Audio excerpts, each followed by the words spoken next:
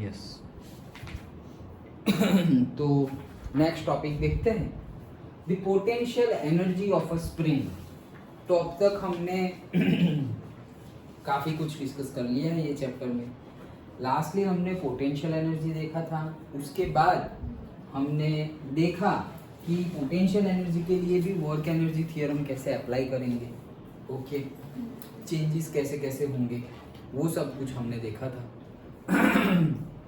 Conservation of mechanical energy वाला topic भी हमने देख लिया कि जो टोटल मैकेनिकल एनर्जी है that means the sum of potential and kinetic energy will remain constant. Okay, मतलब उसका चेंज क्या होगा, जीरो, वो कांस्टेंट होगा मतलब उसका चेंज जीरो होगा। ओके, नेक्स्ट है हमारा the potential energy of a spring. Spring के अंदर भी पोटेंशियल एनर्जी आ जाती है। कब आ जाती है, जब उसको हम कंप्रेस या उसको हम से टेंसाइल फोर्स अप्लाई करें, खींचेंगे या दबाएंगे तब।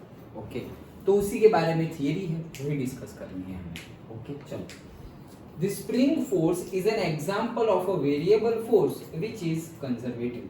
तो स्प्रिंग फोर्स भी एग्जांपल किसका है, वेरिएबल फोर्स का है, स्प्रिंग फोर्स। ये स्प्रिंग फोर्स क्या है, स्प्रिंग फोर्स मतलब ऐसा समझो स्प्रिंग है, ये स्प्रिंग है, ओके, और हमने इस साइड से फोर्स लगाया, यहाँ पे रिजिड वॉल से वो अटैच्ड है, ओके, नहीं तो यहाँ से फोर्स लगाया तो ये तो पूरी स्प्रिंग ही उधर चली जाएगी, लेकिन मैंने यहाँ से बंद कर दिया है, वॉल से अटैच करते हैं। अब मैंने यहाँ से फोर्स लगाया तो वो फोर्स को रेजिस्ट करेगी, स्प्रिंग क्या करेगी, फोर्स को रेजिस्ट करेगी। जैसे कि हम चलते हैं तो ग्राउंड हमारे मोशन के ऑपोजिट में फ्रिक्शन फोर्स लगाता है, वैसे ही जब हम फोर्स लगाएंगे तो स्प्रिंग रिपल्सिव फोर्स मतलब कि जो उसको ऑपोजिट फोर्स क्रिएट करेगी, जो हमारे फोर्स की जो डायरेक्शन है उसके ऑपोजिट फोर्स। मतलब जैसे कि इनर्शिया में हम पढ़े थे कि भाई अगर कोई चीज स्टेशनरी है तो वो स्टेशनरी रहने का ट्राई करेगी, कोई चीज मोशन में है तो वो मोशन में रहने का ट्राई करेगी। तो अगर मैं इसको कंप्रेस करना चाहूं तो वो उसके अंदर एक फोर्स क्रिएट हो जाएगा, ओके, और वो फोर्स कौन सी डायरेक्शन में होगा, हम जो फोर्स लगा रहे हैं उसके ऑपोजिट डायरेक्शन में। ये जो रिस्पॉन्स में क्रिएट हुआ है ना फोर्स, एक्सटर्नल फोर्स के रिस्पॉन्स में स्प्रिंग ने फोर्स जो क्रिएट किया है, ये फोर्स को बोलते हैं हम स्प्रिंग फोर्स। ये तो हमने जो लगाया वो से एक्सटर्नल फोर्स, ये है स्प्रिंग फोर्स।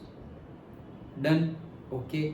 सपोज हमने एक्सटर्नल फोर्स इस डायरेक्शन में लगाया, मतलब स्प्रिंग को हमने खींचा, तो पहले अगर हम स्प्रिंग को छोटा करना चाह रहे थे तो बोले कि नहीं मैं छोटा नहीं होंगी, और अब उसको हम लंबा करना चाह रहे थे, बोले नहीं मैं लंबी भी नहीं होंगी, तो फिर वो ऑपोजिट डायरेक्शन में फोर्स लगाएगी, तो ये हो जाएगा स्प्रिंग फोर्स। देखो पहले केस में ऐसा था, अभी ऐसे है, मतलब ऑलवेज ऑपोजिट होगा to the external force. Done, okay, ये स्प्रिंग फोर्स की बात चल रही है। तो ये जो स्प्रिंग फोर्स होता है वो भी कंजर्वेटिव फोर्स है। उसका मीनिंग क्या हिमांशु, कंजर्वेटिव फोर्स मतलब क्या?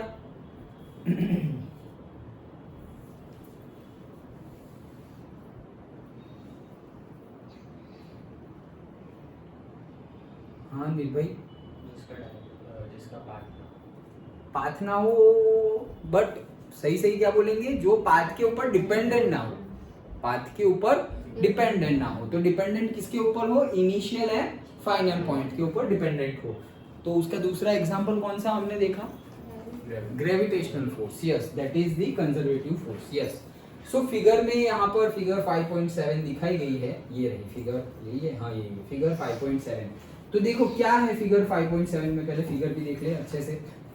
ए, बी और सी केस है। पहला ये ए केस है, मतलब हमने कुछ फोर्स लगाया नहीं, स्प्रिंग है, यहाँ पे रिजिड सरफेस है, नीचे भी रिजिड सरफेस है, और यहाँ रिजिड सरफेस जो है उसका फ्रिक्शन हमने नेग्लिजिबल कंसीडर किया है। फ्रिक्शन की क्या कंसीडर किया है, नेग्लिजिबल। क्यों? क्योंकि अगर फ्रिक्शन भी कंसीडर किया तो हम टोटल मैकेनिकल एनर्जी जो कंजर्व रह रही है वो कंसेप्ट नहीं लगा सकते। क्यों? क्योंकि हमने क्या बोला, पोटेंशियल एनर्जी अगर वो बढ़ रही है तो काइनेटिक एनर्जी कम होगी, दोनों का सम कांस्टेंट रहेगा। ओके, लेकिन यहाँ पर एक तीसरी एनर्जी भी आ जाएगी, फिर energy due to the frictional force. Okay, तो वो तो हम कंसीडर ही नहीं कर रहे। हम कौन सी, इसके पहले भी देखो हमने न्यूमेरिकल जब भी लिए तो हमने कभी भी फ्रिक्शन को कंसीडर ही नहीं किया। हमने तो बोला कि ऑब्जेक्ट ये स्पीड से जा रहा है, ऑब्जेक्ट को ऊपर हमने ऊपर से नीचे आ रहा है तो ऊपर गया मतलब पोटेंशियल एनर्जी थी, नीचे फेंक रहे हैं तो पोटेंशियल एनर्जी काइनेटिक एनर्जी में कन्वर्ट हो रही है। पोटेंशियल एनर्जी कम हो रही है और काइनेटिक एनर्जी बढ़ रही है, यही देखा हमने। इसमें हमने एयर का रेजिस्टेंस फोर्स होता है, एयर का रेजिस्टेंस फोर्स होता है, जैसे उस दिन मैंने बताया था विस्कस फोर्स, विस्कोसिटी प्रॉपर्टी है और वो फोर्स को बोलेंगे विस्कस फोर्स। तो उसकी कहीं बात की हमने नहीं, क्यों? क्योंकि हमने मान लिया कि ये जो विस्कस फोर्स है वो नेग्लिजिबल है। तो वैसे ही हम यहाँ पे मान लेते हैं कि ये सरफेस पर फ्रिक्शन फोर्स होगा, लेकिन हम मान लेते हैं कि नेग्लिजिबल, और नहीं है ऐसा मान लो, वेरी स्मूथ, डन, हमारे एनालिसिस के लिए मान लो। ओके, तो ये हमने मान लिया। अब ऐसे ये ब्लॉक कनेक्टेड है, ब्लॉक क्यों कनेक्टेड है? स्प्रिंग को हम डायरेक्टली खींचेंगे या पुश नहीं करेंगे, ओके, हम ब्लॉक थ्रू करेंगे। तो जैसे कि हम फोर्स लगा रहे हैं इस डायरेक्शन में, मतलब से पॉजिटिव एक्स डायरेक्शन में, हम ब्लॉक को पकड़ के ऐसे खींच रहे हैं तो स्प्रिंग खींच जाएगी। स्प्रिंग की लेंथ क्या होगी, बढ़ेगी या कम होगी? बढ़ेगी। ओके, यहाँ तो फिक्स है स्प्रिंग का एंड, तो इसको ऐसे खींचेंगे तो स्प्रिंग की लेंथ बढ़ेगी।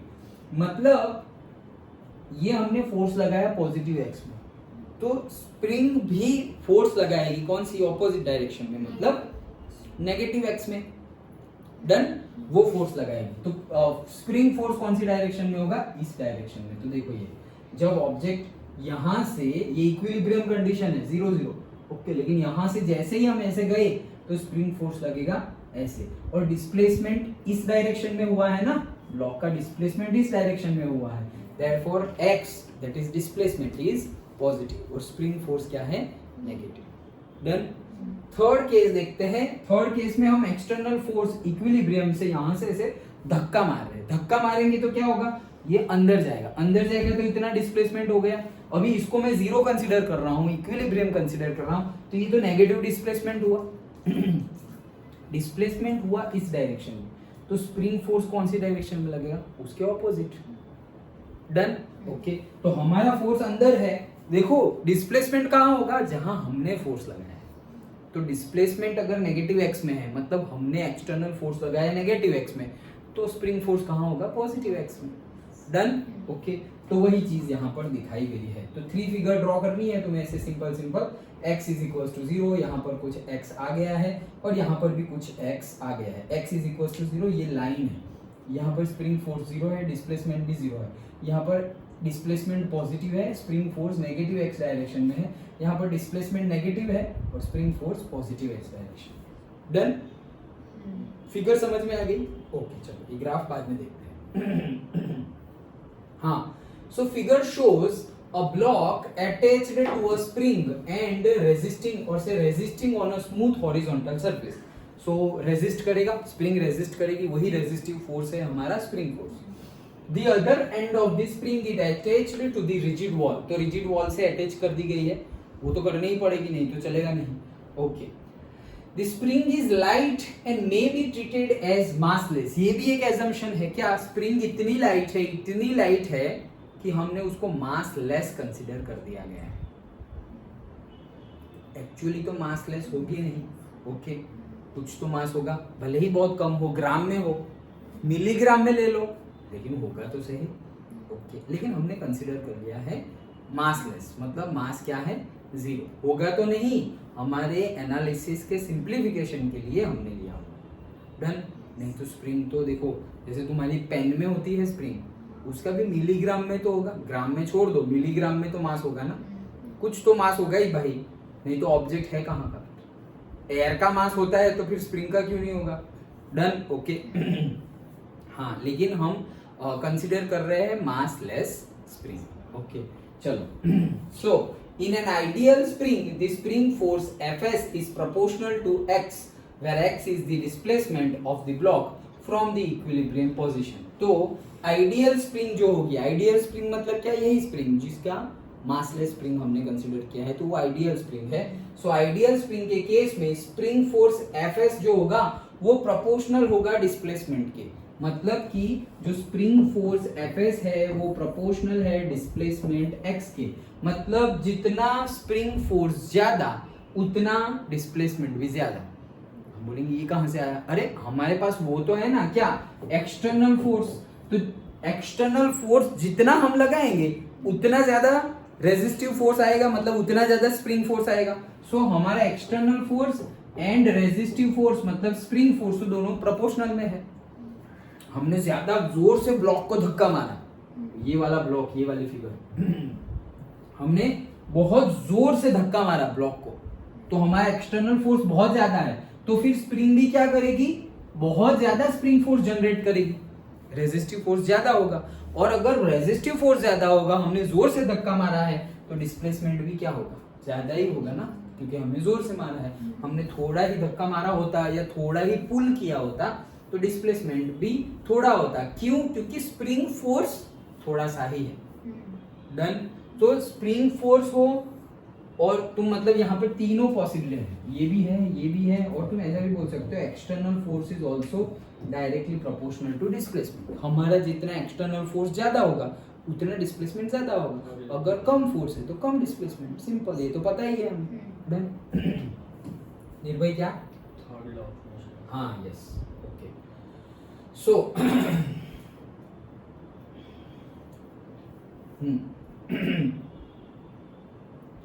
so the displacement could be either positive, जैसे हमने देखा, और नेगेटिव। तो डिस्प्लेसमेंट पॉजिटिव हो सकता है। पॉजिटिव डिस्प्लेसमेंट कब बोलते हैं, हम जिस डायरेक्शन में फोर्स लगाए, ओके, उसी डायरेक्शन में जा रहा हो तो हम पॉजिटिव डिस्प्लेसमेंट बोलते हैं। डन।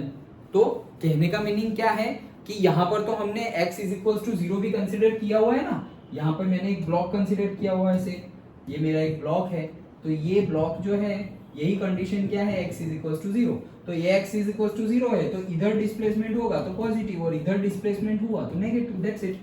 जो 0 है उसके राइट हैंड साइड में पॉजिटिव और लेफ्ट हैंड साइड में नेगेटिव, तो वैसे ही देखते हैं हम। चलो, so negative, this force law for the spring is called Hooke's law and is mathematically stated as, तो वो आएगा आगे पढ़ने में, हुक्स लॉ 11th 12th में ही आएगा, फिजिक्स में ही आएगा, ओके।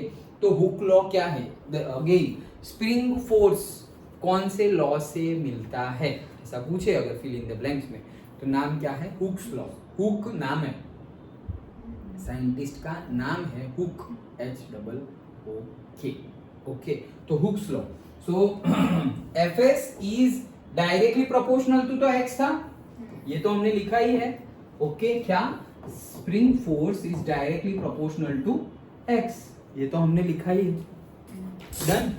सो अभी एक प्रोपोर्शनलिटी कांस्टेंट लिखना पड़ेगा हमें, इक्वल टू लाए तो Fs इज इक्वल्स टू से kx, ये प्रोपोर्शनलिटी कांस्टेंट को ही क्या बोलते हैं हम, स्प्रिंग कांस्टेंट। लेकिन यहाँ पर साइन नेगेटिव हो जाएगी। क्यों नेगेटिव हो जाएगी, क्योंकि स्प्रिंग फोर्स और डिस्प्लेसमेंट एक दूसरे के ऑपोजिट डायरेक्शन में है। जैसे कि ये मेरी फिगर थी,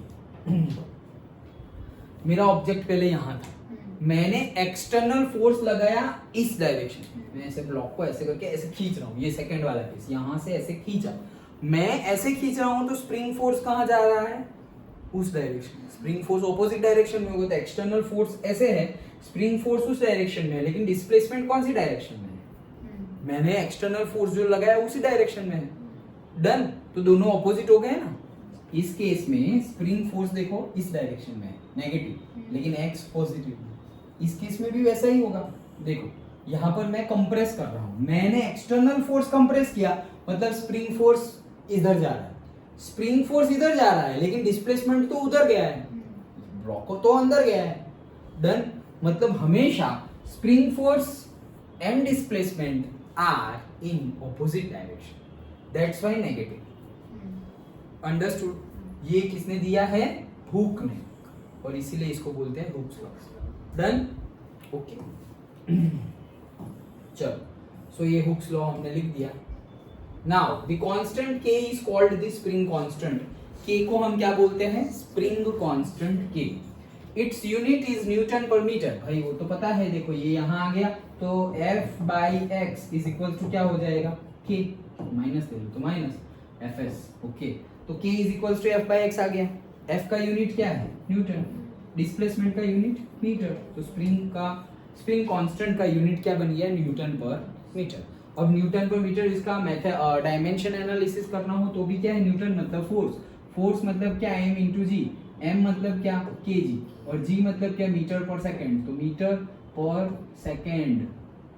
पर सेकंड का स्क्वायर है ना, m इंटू जी, तो m मतलब दिस, g मतलब मीटर पर सेकंड का स्क्वायर, तो मीटर पर सेकंड का स्क्वायर ऊपर आएगा तो t-2 और नीचे बाई m है, तो बाई नीचे और एक l है, तो ये तो कट हो गया। ओके, तो क्या हो गया ये m1 t-2। ओके हाँ चलो, so this spring is to be stiff if k is large and soft if k is small। अगर k की वैल्यू बहुत ज्यादा है तो स्प्रिंग क्या है, स्टिफ है, स्टिफ मतलब एकदम कड़क मतलब जैसे तुम्हारी बाइक में होती है सस्पेंशन, देखा है बाइक में सस्पेंशन होता है ना, ऐसे जंपर ऐसे व्हील के पास होती है, तो ऐसे हम जंप करें गड्ढे में जाए तो कैसे ऐसे वो स्प्रिंग होती है, इसलिए हमें ज्यादा फील नहीं होता, नहीं तो वो खड्डा तो बहुत बड़ा है। ओके, साइकिल में भी होते हैं सस्पेंशंस। ओके, तो वो होती है स्प्रिंग, लेकिन वो स्टिफ होती है, इतना जल्दी नहीं तो मतलब बहुत ज्यादा सॉफ्टली होती तो करके ऐसे उछल जाते फिर तुम, उछलने वाली साइकिल। ओके, लेकिन वैसा नहीं है। लेकिन जो तुम्हारी पेन में होती है वो क्या है, सॉफ्ट, तो इसीलिए तुम ऐसे एक अंगूठे से भी उसको ऐसे प्रेस कर सकते हो। वो वाली जो बाइक में होती है वो स्प्रिंग, वो सस्पेंशन को अंगूठे से प्रेस नहीं कर सकते पूरा हाथ लगाओगे तो भी शायद होगी। Okay, so that is the case. के अगर बड़ा होगा, के की वैल्यू अगर ज्यादा होगी, सो दैट इज अ स्टिफ।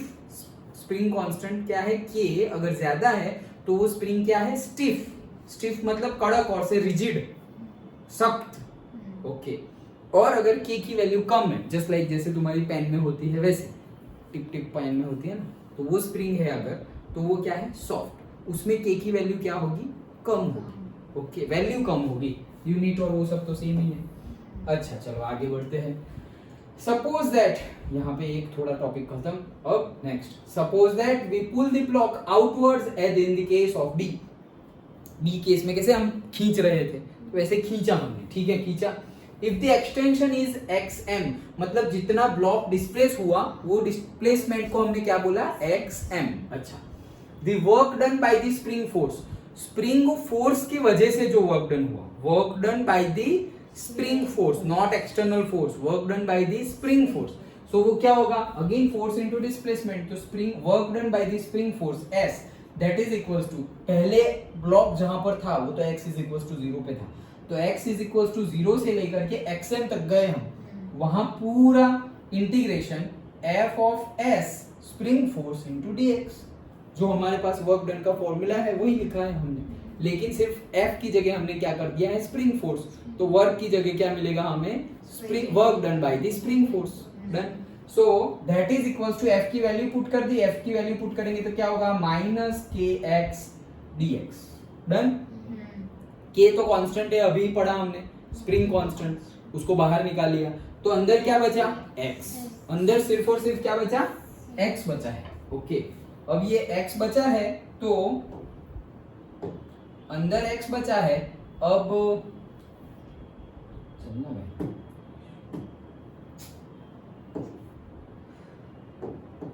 हाँ अंदर x बचा तो माइनस k बाहर निकल गया, और x का integration of x dx 0 to xm।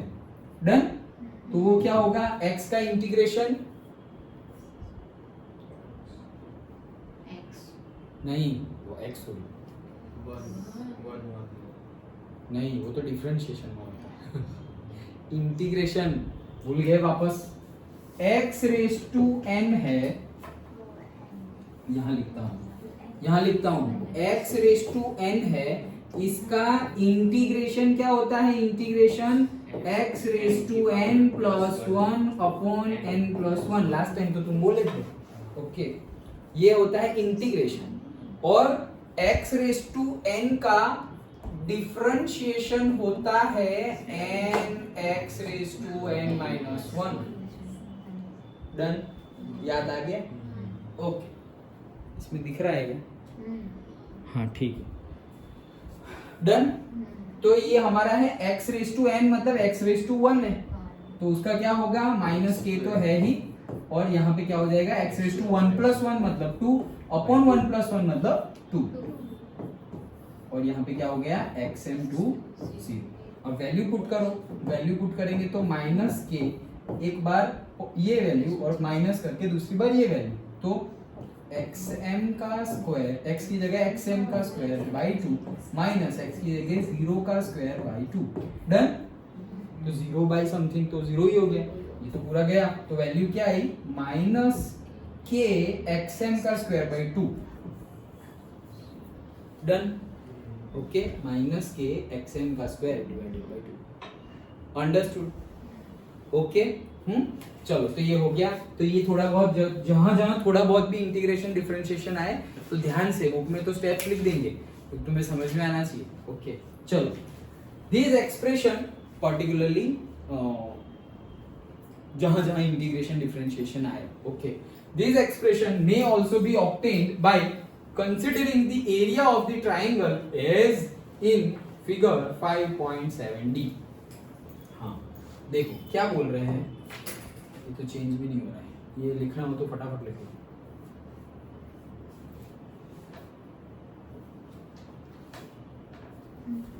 लिख लिया? डन। हाँ, तो ये हमने वर्क डन ढूंढा। वर्क डन हम इस तरह से भी निकाल सकते हैं। कैसे? इस तरह से, इस तरह से ऐसे निकाल सकते हैं। देखो, ये 0 पे थे हम, y पे हमारा फोर्स है और x पे हमारा डिस्प्लेसमेंट है, फोर्स डिस्प्लेसमेंट। ओके, तो वही तो कर रहे थे हम, फोर्स इनटू डिस्प्लेसमेंट वाला डायग्राम हमने देखा था। उसके नीचे अगर का एरिया निकाल ले तो वर्क डन हो जाएगा। तो देखो, यहां से हम सपोज फोर्स लगा रहे हैं, और जिस डायरेक्शन में, मतलब फोर्स लगा रहे हैं हम, स्प्रिंग फोर्स की बात कर रहे हैं, तो स्प्रिंग फोर्स और x एक दूसरे के ऑपोजिट है। ओके, एक बढ़ेगा तो एक कम होगा।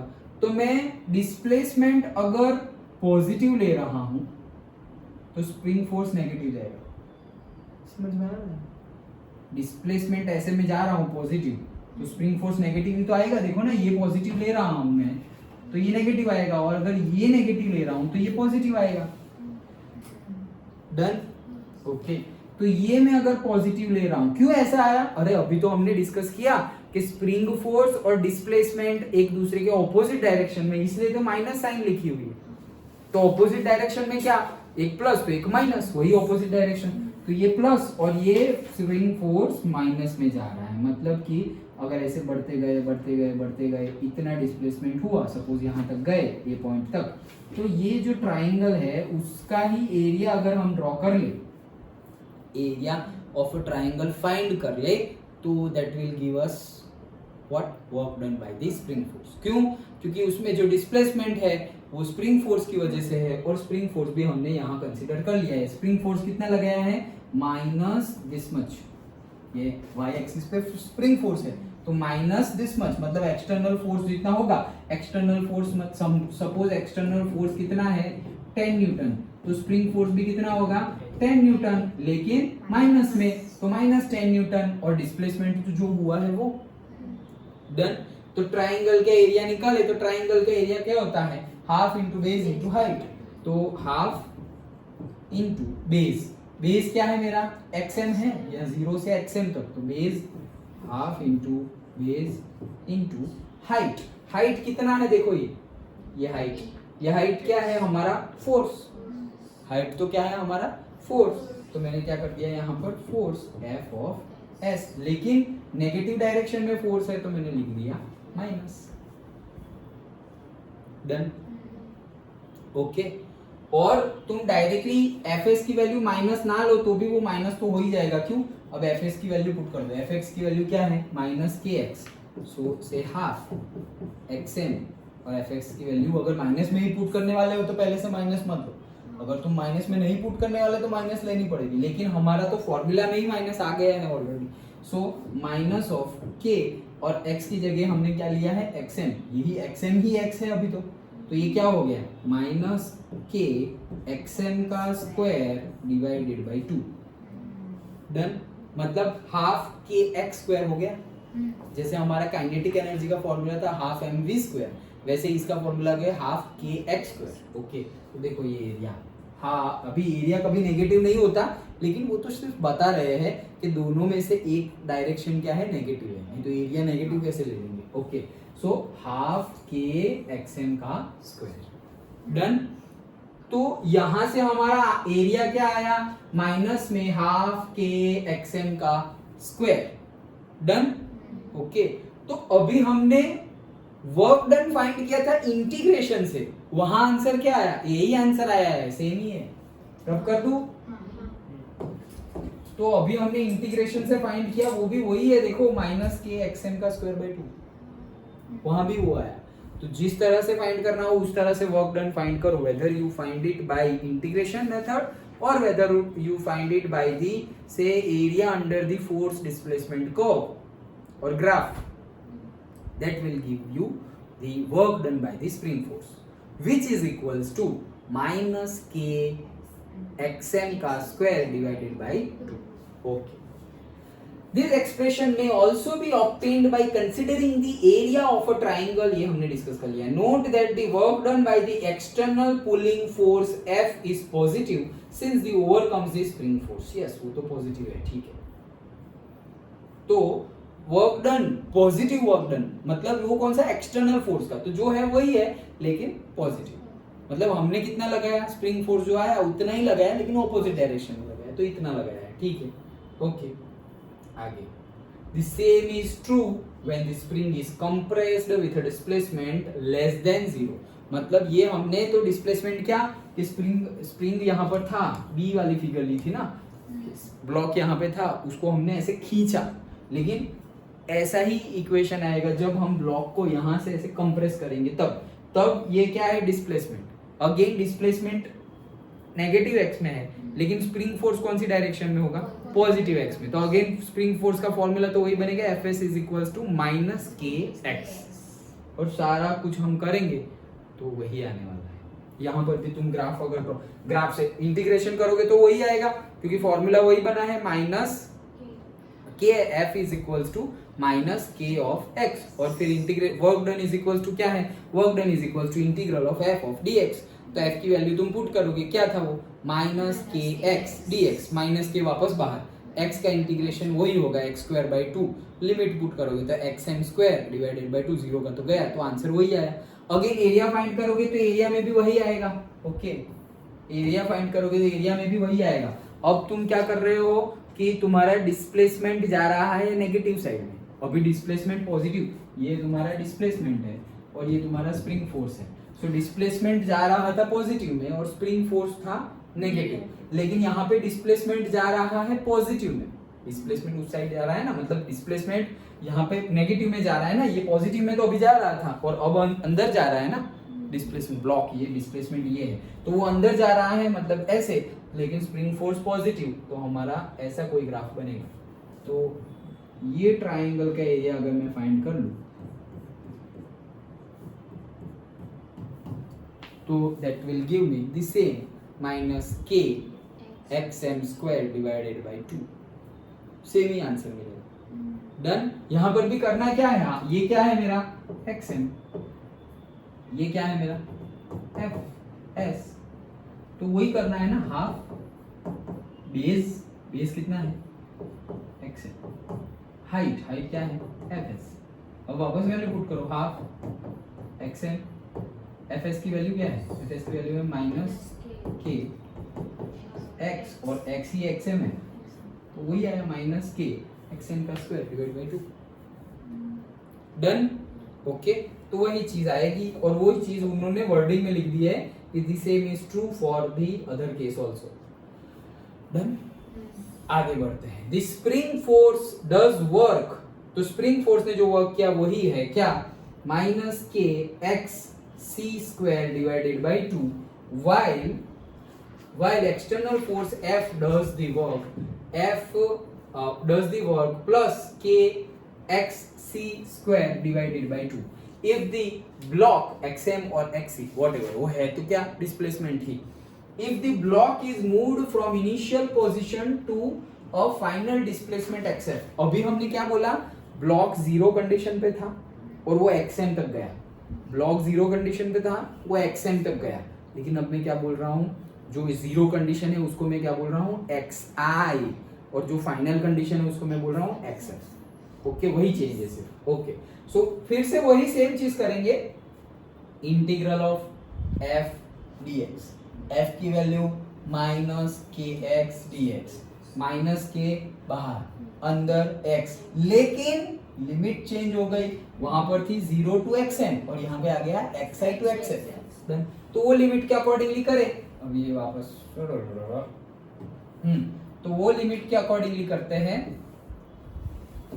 क्या हुआ माइनस के बाहर तो अंदर बचा integral of x dx again x raise to 1 का क्या होगा x raise to 1 plus 1 upon 1 plus 1 तो वो क्या हो गया x स्क्वायर डिवाइडेड बाय 2 और उसकी लिमिट क्या है xi टू xf तो लिमिट पुट करें तो माइनस के और यहाँ पर क्या हो जाएगा पहले अपर लिमिट लिखते हैं तो xf का square divided by 2 minus lower limit तो xi का स्क्वायर डिवाइडेड बाय 2 डन ये माइनस अंदर मल्टीप्लाई हो जाएगा तो हो जाएगा k ये माइनस हो जाएगा ये प्लस हो जाएगा तो प्लस वाला पहले लिखता हूँ सो प्लस वाला पहले लिखूंगा तो क्या आएगा xi का स्क्वायर डिवाइडेड बाय 2 और ये माइनस हो जाएगा विच इज xf k ये भी मल्टीप्लाई किया k xf का स्क्वायर डिवाइडेड बाय 2 डन ये रहा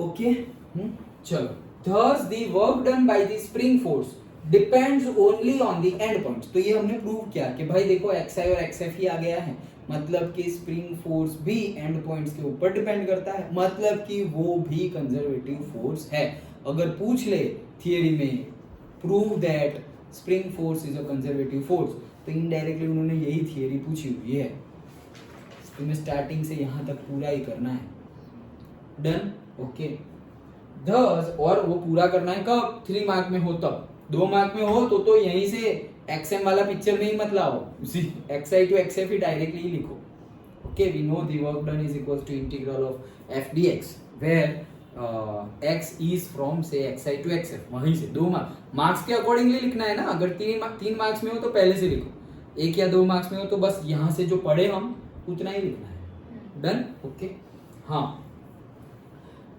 specifically if the block is pulled from xi and allowed to return to xi अच्छा क्या बोल रहे हैं अब देखो फिर से ब्लॉक को मैंने पुल किया xi था वो उसको मैंने पुल किया और फिर छोड़ दिया और फिर वापस ऐसे करके वहां पे xi पे ही आ गया जहां से स्टार्ट किया था फाइनल भी वही हो गया साइक्लिक प्रोसेस कल डिस्कस किया था वो याद आया साइक्लिक प्रोसेस मतलब क्या है xi और xf सेम हो जाए तो जहां से स्टार्ट किया वो xi है लेकिन खत्म भी वही हुआ मतलब xf लेकिन वो तो वही हुआ जहां से स्टार्ट किया था मतलब xi और xf क्या हो गया सेम हो गया तो xi और xf सेम हो जाए तो दोनों जगह xi आ जाएगा या दोनों जगह xf ही आ जाएगा ओके तो कट हो गया तो आंसर क्या आ जाएगा 0 the work done by the spring force in a cyclic process is 0 ये भी 1 मार्क में पूछते हैं ओके कि work done by the spring force और साइक्लिक लिखा हुआ होगा लेकिन आगे पीछे इधर उधर करके लिखा हुआ होगा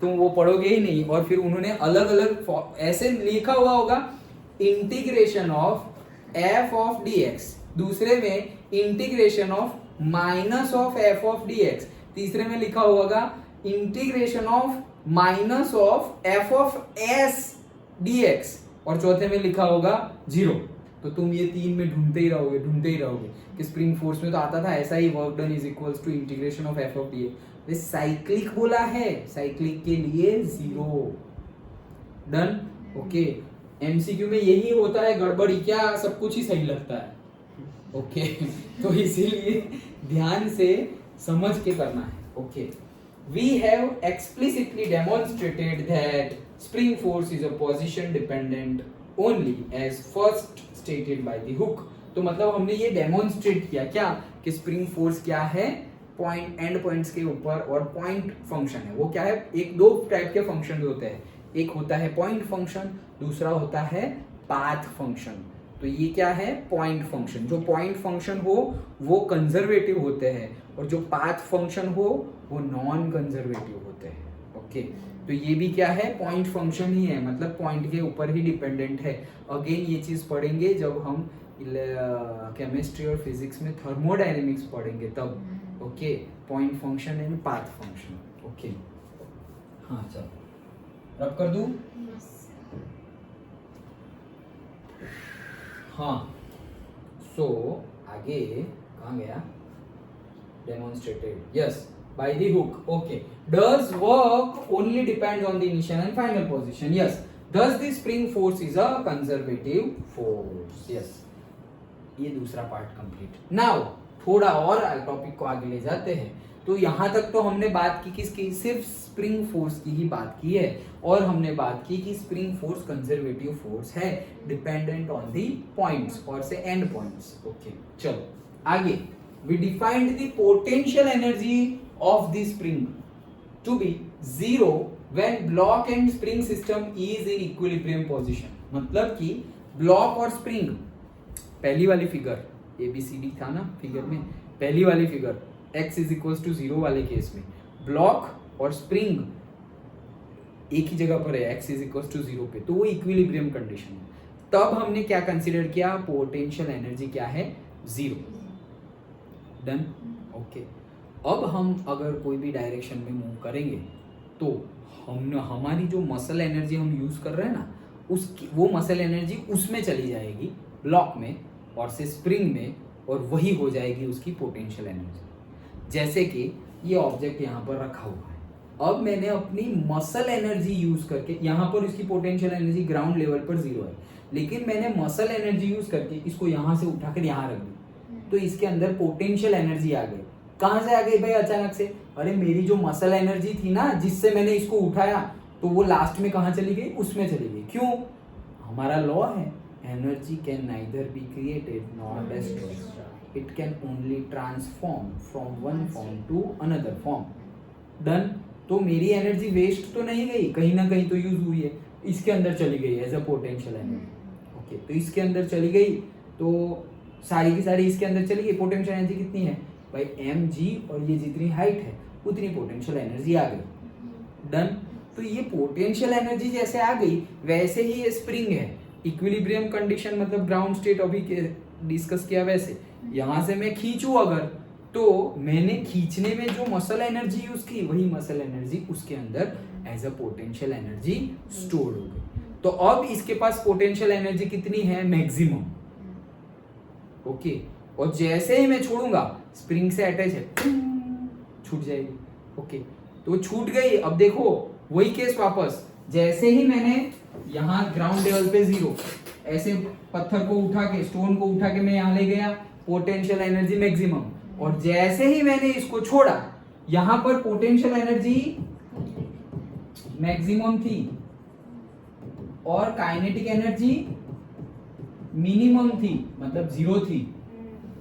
जैसे ही मैंने छोड़ा तो क्या हुआ, पोटेंशियल एनर्जी कम होना स्टार्ट हो गई और वो कन्वर्ट होने लगी काइनेटिक एनर्जी में। सेम वे यहाँ पर जैसे ही मैं स्प्रिंग को, वो ब्लॉक को छोड़ूंगा, तो पोटेंशियल एनर्जी जो थी वो कम होने लगेगी और काइनेटिक एनर्जी फास्ट में ऐसे आ जाएगी स्प्रिंग। डन।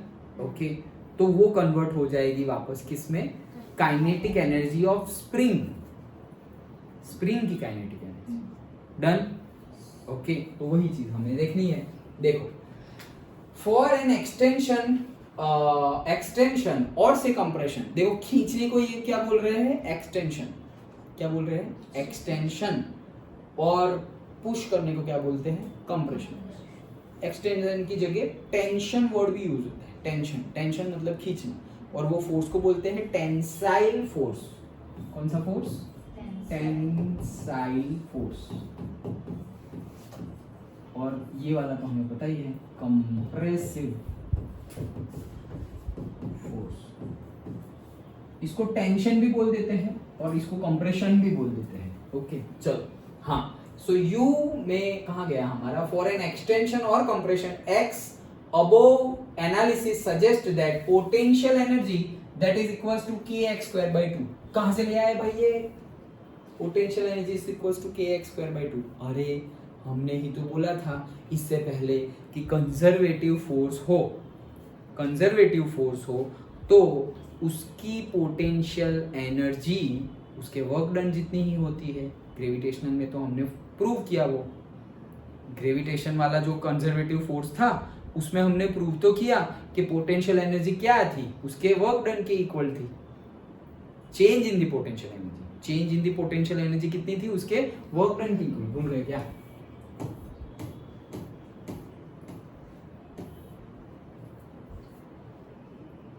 ये आया था change in the potential energy Vi minus Vf, तो that is equal to integral f of dx। वो क्या है? वर्क डन ही तो है, डन।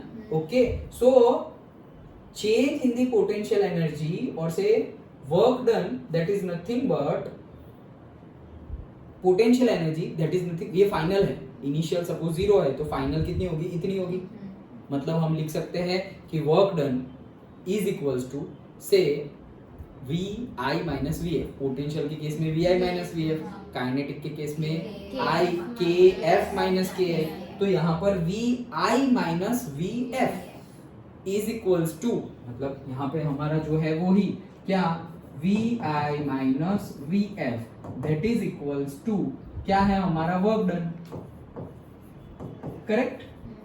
ओके, सो इसको तो मैं उल्टा लिखता हूं, तो इसको उल्टा लिख देते हैं, Vf माइनस Vi। तो ये तो माइनस हो गया, वो माइनस इस साइड भेज दो, माइनस ऑफ वर्क डन। तो इनिशियल पोटेंशियल एनर्जी सपोज मैंने 0 ले ली, ना ले ली तो पकड़े रखो, कोई बात नहीं, डेल्टा V। ओके, ये क्या है, माइनस ऑफ वर्क डन। अभी ही निकाला वर्क डन कितना था, वर्क डन था माइनस के xm का स्क्वायर डिवाइडेड बाय 2, यही था। तो ये माइनस माइनस क्या हो गया, प्लस हो गया। तो वही लिखा हुआ है v is equal to kx² divided by 2। लेकिन डेल्टा भी नहीं है, डेल्टा भी इसलिए नहीं है कि इनिशियल पोटेंशियल एनर्जी को 0 कंसीडर किया है। तो फिर ये vf बोलो या v बोलो, दोनों सेम ही है। डन? तो थोड़ा थोड़ा ऐसे डायरेक्ट लिखा है, वो समझना पड़ेगा। Done? Okay, so v is equals to kx²/2 हमारी पोटेंशियल एनर्जी है। Now you may easily verify that. अब इसको भी हम वेरीफाई कर सकते हैं क्या, इसका डिफरेंशिएशन करो। v is equals to kx² divided by 2। इसका हम क्या कर रहे हैं, डिफरेंशिएशन कर रहे हैं विथ रिस्पेक्ट टू x। क्या कर रहे हैं, differentiation with respect to x। So ये क्या हो जाएगा, dv बाय dx। ये क्या है भाई, k/2 तो कांस्टेंट है, x² का डिफरेंशिएशन क्या होगा, 2x। यस, सो 2x, x² का 2x हो जाएगा। सो 2 कैंसल्ड, तो ये क्या हो गया, kx। dv by dx is equal to क्या आ गया, kx। सो dv by dx is equal to kx। दोनों साइड माइनस लगा दो, तो minus dv by dx is equal to minus kx। The spring force, ये माइनस kx क्या है, spring force. Okay, so the spring force if the block of mass m in figure whatever that 5.7 is extended to xm and released from the rest, then its total mechanical energy at any arbitrary point x where x lies between minus xm to plus xm will be given by this equation। ये कहां से आया, फिर से बता रहा हूं, half k xm का स्क्वायर। ये क्या है, मेरी टोटल। ओके, ये क्या है, टोटल वर्क डन है ना मेरा। वर्क डन क्या आया था, यही फॉर्मूला आया, वर्क डन। अब potential energy and kinetic energy का सम दैट इज मैकेनिकल एनर्जी। तो पोटेंशियल एनर्जी क्या है मेरी, हाफ के एक्स का स्क्वायर। काइनेटिक एनर्जी तो जो है वही है, हाफ एम वी स्क्वायर। तो दोनों का सम क्या आएगा, जो भी वर्क डन आया वो, दैट्स इट। फिर से क्या बोल रहे हैं यहाँ पर, पोटेंशियल एनर्जी, ये फॉर्मूला आ गया, खत्म। ओके, अब क्या बोल रहे हैं, you may be easily verified that minus dv by dx is equal to minus k of x। तो माइनस k of x क्या है हमारा, स्प्रिंग फोर्स। सो इसलिए इसको लिख दिया है the spring force, full stop, खत्म। Next, if the block of mass m in figure 5.7, ये वाली, ओके, इसमें अगर ब्लॉक कहां से कहां मूव करे, सपोज मैंने यहां ले लिया, ये इक्विलिब्रियम है, यहां से मैं ऐसे खींच रहा हूं, यहां तक खींचा, ये क्या है पॉजिटिव XM। अब यहां से मैं छोड़ दूंगा, तो यहां जाके रुक जाएगा, ऐसा थोड़ी है, वो तो अंदर भी घुस जाएगा ना थोड़ा। ओके, सो अंदर भी घुस जाएगा, कहां तक जाएगा, मतलब ये ब्लॉक यहां है, इसको मैं यहां से खींच के छोड़ दूं तो वो मैक्सिमम यहां कहां तक आ सकता है, से मान लो यहां तक आ सकता है। तो इसकी रेंज क्या हुई, ये मेरा ब्लॉक यहां से यहां ही रेंज हुई, यहां से यहां में ही घूमता रहेगा, स्प्रिंग है ना, तो यहां से यहां में ही घूमता रहेगा वो। अभी छोड़ने के बाद ऐसा तो नहीं होगा कि वो यहां आया और यहां आके फिर इससे भी दूर चला गया, ऐसा होगा क्या, ऐसा कैसे होगा। डन। अगेन यहां से छोड़ा, पहली बार यहां आया, तो दूसरी बार आने के चांसेस नजदीक है, यहां आया पहली बार और दूसरी बार वापस ऐसे गया और दूसरी बार यहां तक आ गया, ऐसा तो होगा नहीं, क्योंकि वो तो वैल्यू कम होती जाएगी ना, बढ़ती थोड़ी जाएगी। जैसे फ्रिक्शन की वैल्यू कम होती जाती है, हम एक्सटर्नल फोर्स लगाना बंद कर दे, हमने एक्सटर्नल फोर्स लगाया, खींचा, फिर छोड़ दिया, अब हम एक्सटर्नल फोर्स नहीं लगा रहे, तो अभी तुम साइकिल चला रहे हो तो एक्सटर्नल फोर्स है, तुम एक्सटर्नल फोर्स लगा रहे हो तो चल रही है, तुमने पैडल मारना बंद कर दिया तो धीरे धीरे धीरे धीरे धीरे धीरे साइकिल रुक जाएगी। क्यों, क्योंकि फ्रिक्शन फोर्स की वजह से, तो ये भी धीरे धीरे धीरे धीरे रुक जाएगा। तो उसकी रेंज क्या बनी, positive XM to negative XM, ये x इक्वल्स टू 0 है, तो ये पॉजिटिव XM हुआ और ये नेगेटिव XM। तो वापस पढ़ते हैं, देखो हाँ, सो क्या बोल रहे हैं, कहाँ गया रे, हाँ नीचे है, okay.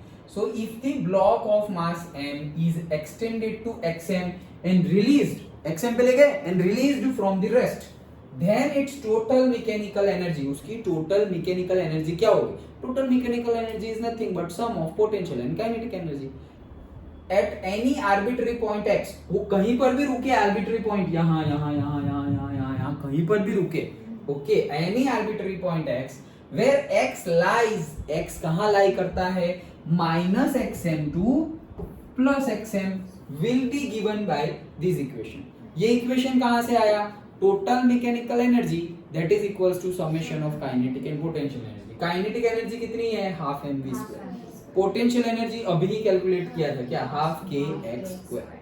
Done.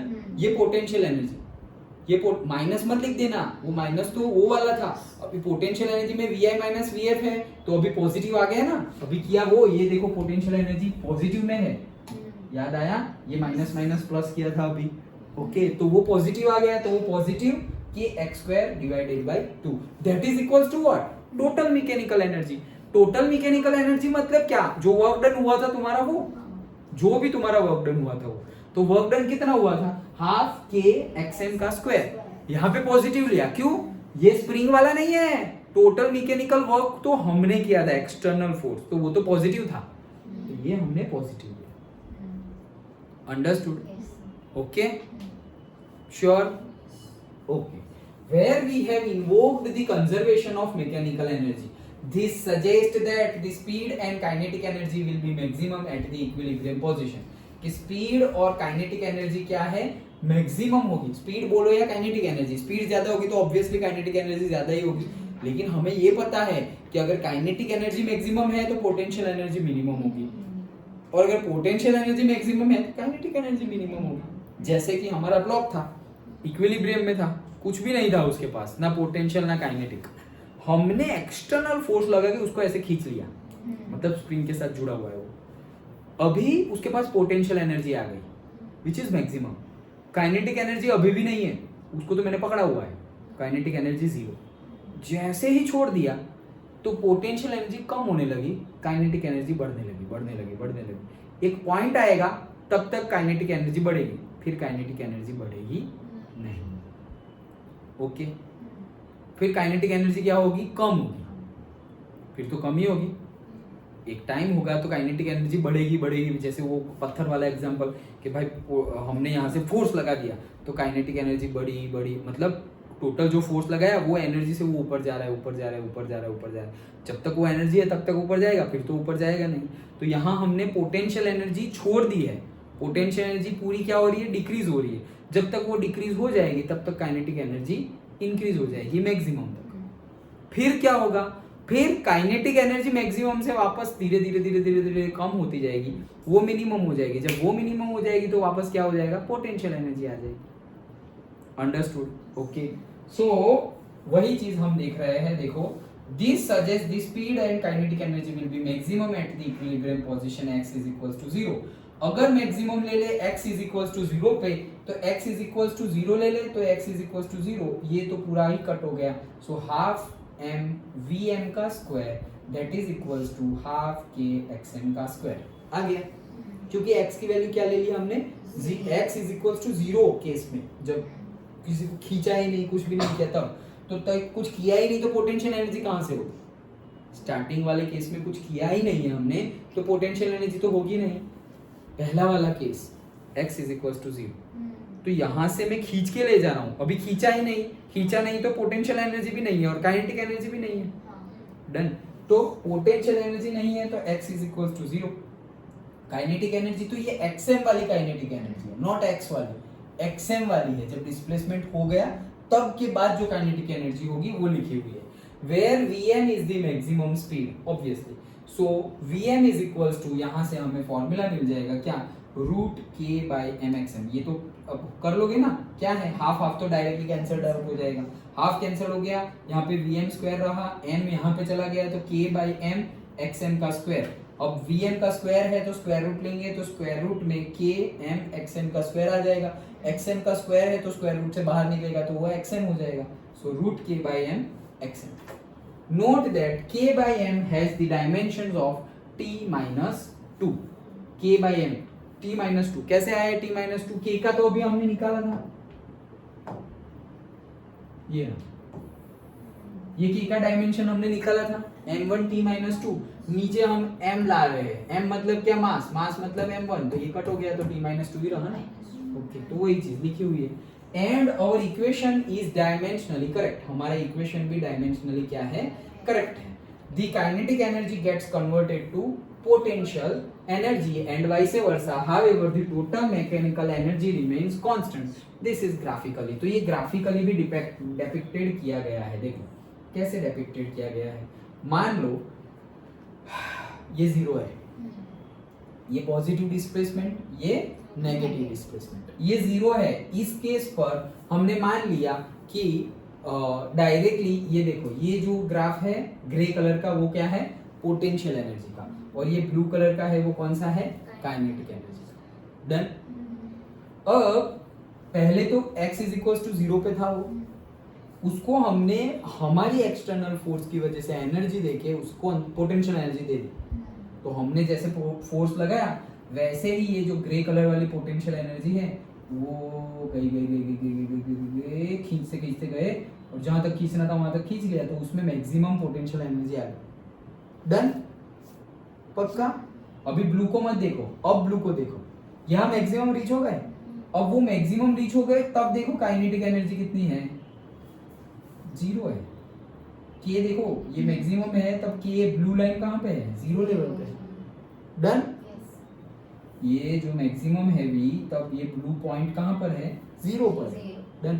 So potential energy maximum तो काइनेटिक एनर्जी क्या है, 0।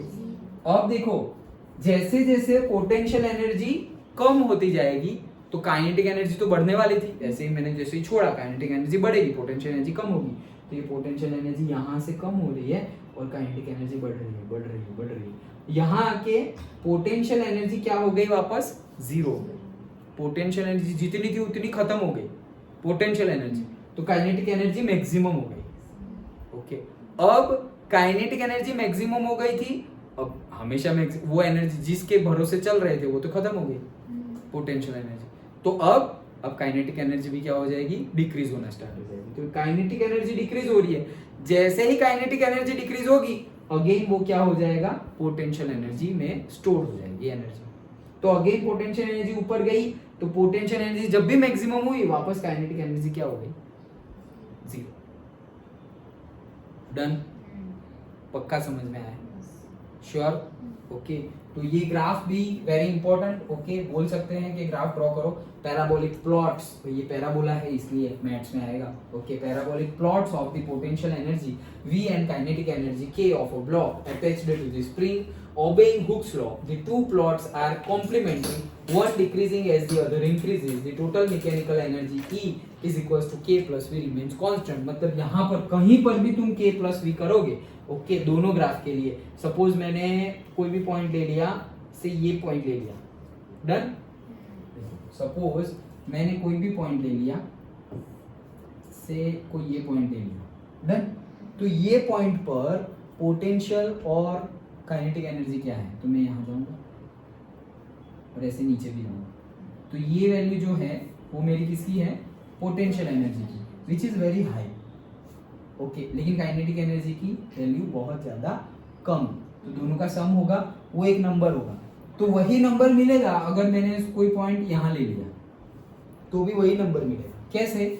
यहाँ से मैं जा रहा हूँ ऐसे करके यहाँ गया, ओके, तो ये क्या मिला मुझे, पोटेंशियल एनर्जी, और उसी जगह पे काइनेटिक एनर्जी भी चेक करूंगा मैं, तो इसका और इसका सम करूंगा, वही ये वैल्यू आएगी। अंडरस्टूड? ऐसा कुछ करना नहीं है, समझने के लिए। अंडरस्टूड? क्या कि total mechanical energy will be remain constant, मतलब कि sum of potential and kinetic energy will be constant, और से change in the potential and kinetic energy will be zero. Done? ये पूरी की पूरी थियरी हमारी थी potential energy of a spring के लिए। डन? पक्का समझ में आया? श्योर? सबसे पहले हमने स्प्रिंग फोर्स को समझा, फिर स्प्रिंग फोर्स को समझने के बाद यही थियरी में हमने देखा और प्रूव किया spring force is a conservative force, वो देखा। कंजर्वेटिव फोर्स डिस्कस करने के बाद हमने बोला कि जो वर्क डन है उसके बेस पे हम पोटेंशियल एनर्जी भी निकाल सकते हैं, तो उसके बाद कंजर्वेटिव प्रूव करने के बाद हमने पोटेंशियल एनर्जी निकाली, और वो प्रूव करने मतलब वो फॉर्मूला के बाद पोटेंशियल एनर्जी का फॉर्मूला का यूज करके हमने बोला total mechanical energy for a spring system is also constant. Okay, वो भी हमने लिख दिया, और उसके बेस पे हमने मैक्सिमम वेलोसिटी की वैल्यू भी फाइंड करने का फॉर्मूला निकाला। मैक्सिमम वेलोसिटी किसकी, वो ऑब्जेक्ट की। ओके, जो स्प्रिंग के एक एंड पर अटैच्ड है उसकी मैक्सिमम वेलोसिटी Vm कितनी होगी, so square root of K by M XM। K हमारा स्प्रिंग कांस्टेंट है, M उसका मास, और XM जितना डिस्प्लेसमेंट हम करके ले गए हैं, जितना दूर लेके जाएंगे उतनी ज्यादा स्पीड मिलेगी, तो देखो डायरेक्टली प्रोपोर्शनली है XM और Vm। Done? Okay, and then हमने ग्राफ भी देख लिया कि जैसे जैसे पैराबोला में जैसे जैसे पोटेंशियल एनर्जी बढ़ रही है तो काइनेटिक एनर्जी कम हो रही है, और काइनेटिक एनर्जी बढ़ रही है तो पोटेंशियल एनर्जी कम हो रही है, मतलब सम दोनों का करेंगे तो वो कांस्टेंट ही होगा। ओके, हाँ, इसी के साथ बहुत लंबी थियरी हमारी कंप्लीट हुई।